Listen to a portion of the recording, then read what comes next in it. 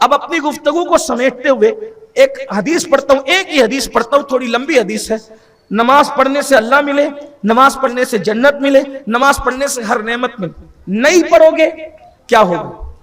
مصیبت میں رہو گے، پریشان رہو گے. 95% لوگ نماز نہیں پڑھتے. دیکھو میں آپ کو اچھا مشورہ دے رہا ہوں، آپ کے یہاں برکت نہیں ہے، میں کسی اور کو نہیں کہہ رہا ہوں، اپنے آپ کو کہہ رہا ہوں. آپ میرے پاس آؤ گے اور مجھ سے کہو گے کہ تعویذ دے دو. میں کسی کو نہیں، کسی کو میں کیوں کہوں، میں تو گنہگار آدمی ہوں، میں کسی پہ تنقید کیوں کروں. لیکن اگر آپ میرے پاس آؤ گے حضرت تعویذ دو، سید تعویذ دو، اب آپ سے میں پوچھتا ہوں کہ جس کے گھر سے برکت اللہ اٹھا لے، تھوڑا عقل سے کام لو، عقل سے، جس کے گھر سے برکت اللہ اٹھا لے، تو ہے کسی کی تعویذ میں اتنی طاقت کہ اللہ کی اٹھائی ہوئی برکت کا مقابلہ کر سکے؟ بھائی کوئی بھی ہو، یہ تو بہت حقیر آدمی ہے جو آپ کے سامنے بیٹھا ہے. کوئی ولی ہو، کتب ہو، ابدال ہو، سب اللہ کے بندے ہیں، اور اللہ رب العزت کی مرضی پر سب راضی ہیں.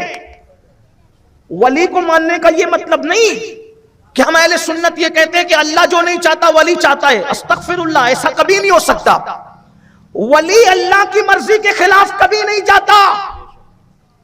تو جب اللہ برکت اٹھا لے، اللہ اٹھا لے، ہے کسی میں طاقت برکت لانے کی؟ پاگل ہوئے ہو؟ نماز نہیں پڑھ رہے ہو، اللہ نے برکت اٹھائی، اب تعویذ والوں کے پیچھے پھرتے ہو، تعویذ دو، بندش کرو، یہ کرو، وہ کرو.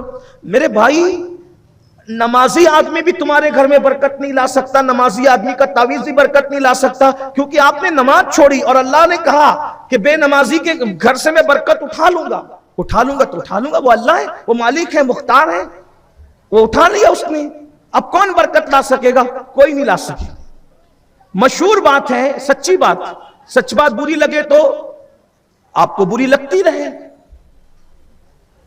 اور بری لگے تو معاف کرے، نہیں معاف کر سکتے تو بری لگتی رہے. میرے بھائی، غوث پاک بھی غوث اعظم، جن کو ہم غوث اعظم مانتے ہیں، سنی لوگ، اہل سنت، اہل اسلام، عاشقان رسول، غوث اعظم، ان کے پاس ایک آدمی آیا، کہا حضرت میرے گھر میں برکت نہیں، کوئی تعویذ دو. غوث پاک نے اس کو تعویذ نہیں دیا. غوث پاک نے فرمایا بیٹا اپنے گھر کے دروازے پہ پردہ لٹکا دو. تعویذ نہیں دیا، کیونکہ غوث پاک جانتے ہیں اللہ اٹھا لے تو کوئی نہیں لا سکتا. اور غوث پاک سے بڑا ان کے دور میں توحید کا اعلان کرنے والا کون تھا؟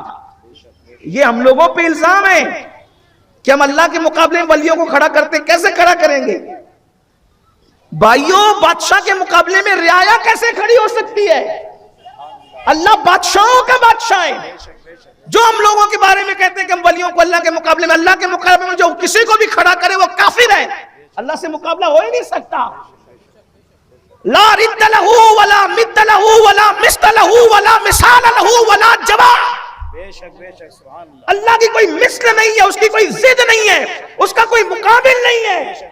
ہمارا عقیدہ ہے ہر اللہ کا ولی اللہ کا بندہ ہے، اور ولی سے جو بھی فائدہ پہنچتا ہے وہ اللہ کی مرضی سے پہنچتا ہے. ولی بیٹا دے، ولی اولاد دے، ولی رزق کے لیے دعا کرے، یہ سب اللہ کی مرضی سے ہوتا ہے.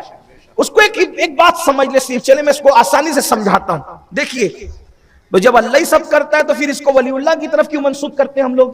وہ سمجھ لے تھوڑا سا. حالانکہ عنوان نماز ہے، لیکن بات بیچ میں آ گئی تو آپ کو کنفیوژن نہیں ہونا چاہیے. دیکھیے ابھی بارش برس رہی تھی، تو کیا برس رہا تھا؟ جو آپ کو سمجھتا ہے بولو، بچے بول رہے ہیں آپ بھی بولو. کیا برس رہا تھا؟ پانی. آپ نے کیا کہا؟ بارش برس رہی. یہی کہا، یہی کہتے بھی ہیں. کیا برس رہی تھی؟ اس میں کیا تھا؟ بولے. اس کا مطلب اس پانی کا نام کیا ہوا؟ بارش. وہی پانی نالی میں بہ رہا ہے تو اس کو کیا کہہ دیا؟ نالی. وہی پانی کنویں میں ہے، کیا کہہ دیا؟ کنواں. وہی پانی دریا میں ہے، کیا کہہ دیا؟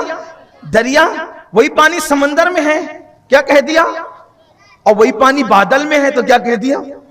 بادل میں بھی پانی، برستا ہوا بھی پانی، کنویں میں بھی پانی، ندی میں بھی پانی، دریا میں بھی پانی، سمندر میں بھی پانی. ایک ہی پانی ہے، شکل بدلی، نام بدلا. کبھی ایسا ہوا بارش برسی اور پانی نہ ہو، کنواں ہو اور پانی نہ ہو، دریا اور پانی نہ ہو، سمندر اور پانی نہ ہو؟ کبھی ایسا ہوا؟ بولے نہیں، پانی ایک ہی ہے، شکل بدلی نام بدلا۔